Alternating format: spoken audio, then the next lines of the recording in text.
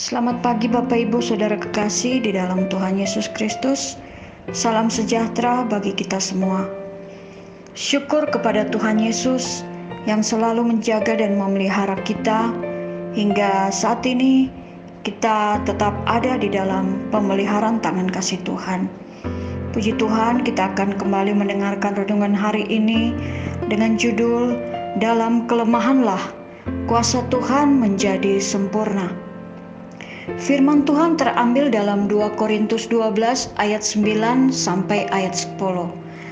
Tetapi jawab Tuhan kepadaku, cukuplah kasih karuniaku bagimu, sebab justru dalam kelemahanlah kuasaku menjadi sempurna. Sebab itu terlebih suka aku bermegah atas kelemahanku, supaya kuasa Kristus turun menaungi aku. Karena itu aku senang dan rela di dalam kelemahan, di dalam siksaan, di dalam kesukaran, di dalam penganiayaan, dan kesesakan oleh karena Kristus. Sebab jika aku lemah, maka aku kuat. Saya akan ambil bagian terakhir, yaitu sebab jika aku lemah, maka aku kuat. Puji Tuhan Bapak Ibu Saudara kekasih. Di saat-saat kita di dalam kehidupan yang mapan, serba berkecukupan, serba berkelebihan, kita dalam keadaan sehat dan bahagia, kita bersyukur kepada Tuhan bisa menikmati semua anugerah Tuhan yang ada. Tetapi jika Tuhan izinkan kita ada pada saat-saat dalam kekurangan, terbatas, dan juga menderita sakit, di saat seperti itu Tuhan berkata bahwa cukuplah kasih karuniaku bagimu, sebab justru dalam kelemahanlah kuasaku menjadi sempurna untuk hidup kita, untuk pribadi kita. Jika Tuhan izinkan kita mengalami hal-hal atau situasi-situasi yang buruk, kita harus tetap percaya bahwa kasih karunia Tuhan itu cukup bagi kita. Karena dalam kelemahan, kuasa Tuhan menjadi sempurna. Tuhan sangat mengasihi semua kita. Tuhan juga mengetahui seluruh kehidupan kita dan keadaan-keadaan yang kita alami. Apakah kesulitan ekonomi, atau masalah pekerjaan, atau masalah sakit, atau dalam situasi pandemi seperti ini, semua orang terkena imbasnya. Tuhan tahu semuanya.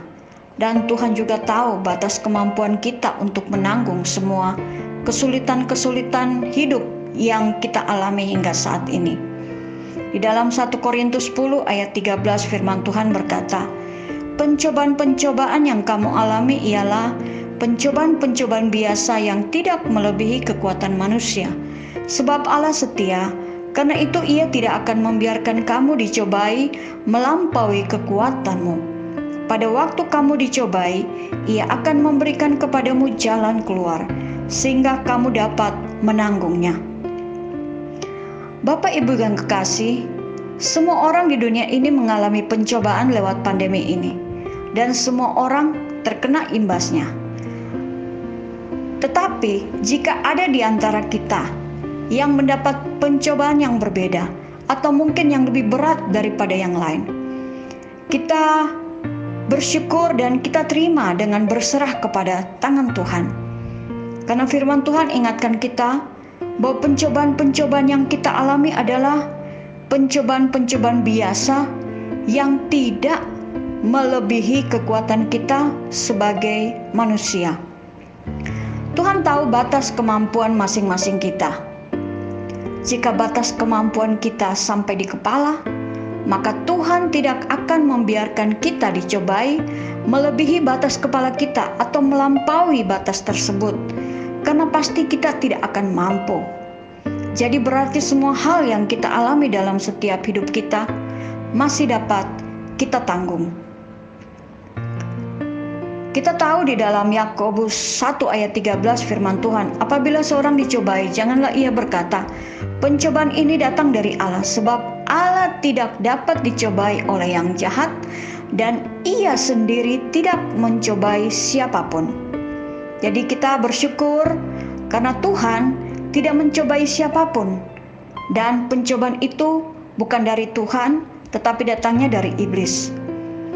Kalau pada waktu Tuhan Yesus setelah berpuasa 40 hari dia dicobai oleh iblis, Tuhan sudah memberikan teladan dan Tuhan sudah memenangkan semua pencobaan itu.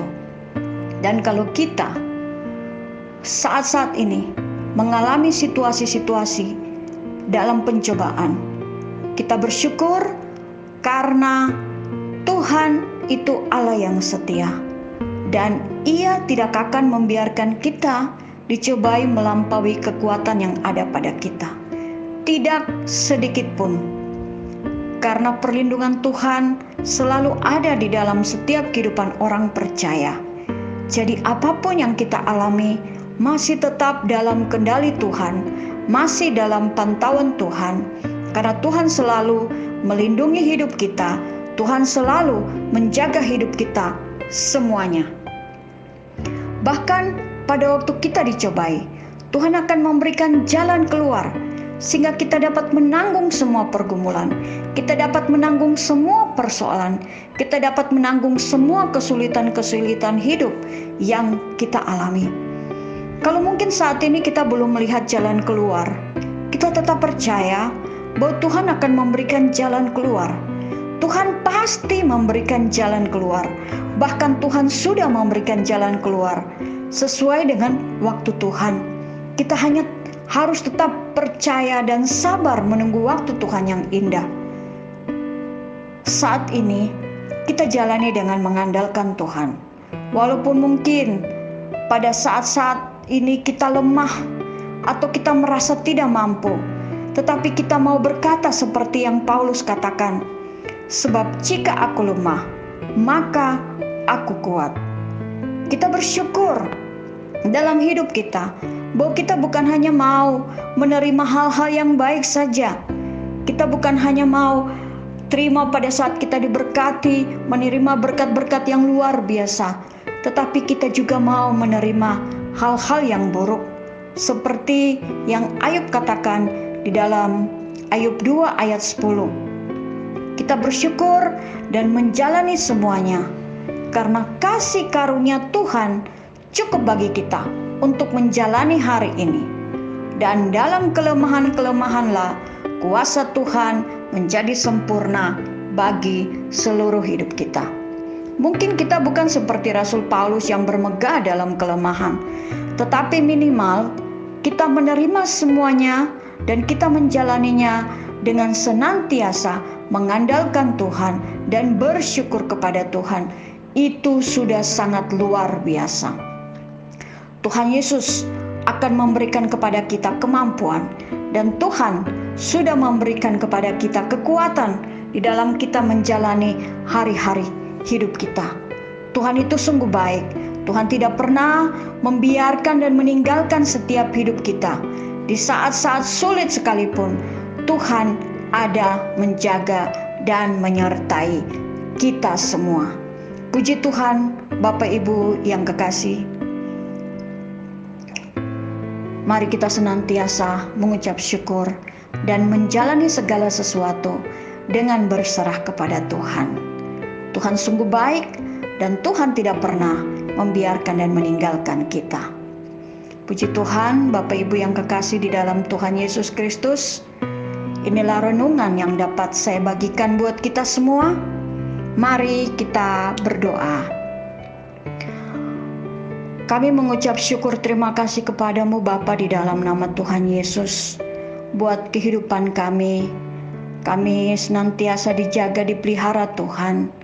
Kami bersyukur juga kami boleh ada di saat-saat ini, walaupun mungkin banyak kesulitan hidup yang kami alami.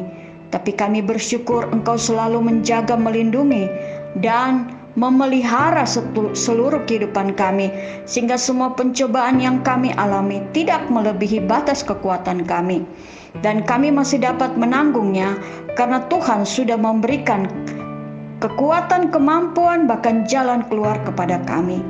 Bahwa kami melihat Tuhan lebih besar daripada persoalan dan masalah hidup kami, dan bahwa kami senantiasa mengucap syukur atas semua hal yang kami alami.